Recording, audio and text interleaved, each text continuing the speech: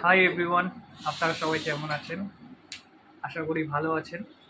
অনেকদিন বাদেই ভিডিও করছি। আহ, অনেকদিন বাদে ভিডিও করছি এই কারণে যে খুবই অসুস্থ ছিলাম, হসপিটালে ভর্তি ছিলাম। তারপর বাড়ি চলে এসেছি, কিন্তু বাড়ি চলে আসার পর স্যালাইনের মাধ্যমে অ্যান্টিবায়োটিক যাচ্ছিল। এই যে এই হাতেও রয়েছে, প্লাস এই হাতেও রয়েছে এখনো খোলা। তো এরই মধ্যে অনেক কিছুই ঘটে গেছে, অনেক জায়গায় যাওয়ার প্ল্যান ছিল, আপনাদেরকে সারপ্রাইজ দেবো বলে সেরকম ব্যবস্থা করে রেখেছিলাম, কিন্তু কিচ্ছুতেই কিছু হলো না। ওই ভগবানের ইচ্ছা নেই, তাই আর যেতে পারলাম না। ঘরে লক্ষ্মী পুজো হয়ে গেছিলো, সব কিছু হলো, কোনো কিছু ভিডিও করতে পারিনি।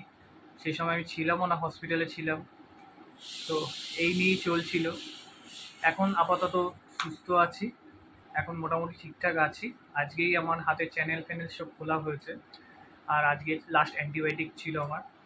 সারপ্রাইজ বলতে ছিল যে আমি, সুস্মিতা আর আয়ান্স তিনজনে মিলে আমরা যেতাম দার্জিলিং। ওইখানে কিছু সাইট সিন করতাম, 3 দিন থাকতাম, তারপর চলে আসতাম। তো সেই জন্য এখান থেকে বাস বুক করে নিয়েছিলাম। আর ওইখানে বাইকওয়ালে ভাইয়া থেকে বাইকও বুক করা হয়ে গেছে, এমনকি হোটেলও বুক করা হয়ে গেছে, সবই কমপ্লিট, শুধু যাওয়া হলো না। আর এই যে আয়ান, ও এখন ম্যাগি খাচ্ছে, নিজে নিজেই খাচ্ছে। তো তিনজনে মিলে যাওয়ার খুব, মানে একটা অ্যাডভেঞ্চারের জন্য প্ল্যানটা তৈরি করেছিলাম, কিন্তু অ্যাডভেঞ্চার হলো না, হসপিটালে অ্যাডভেঞ্চার করে ফেললাম।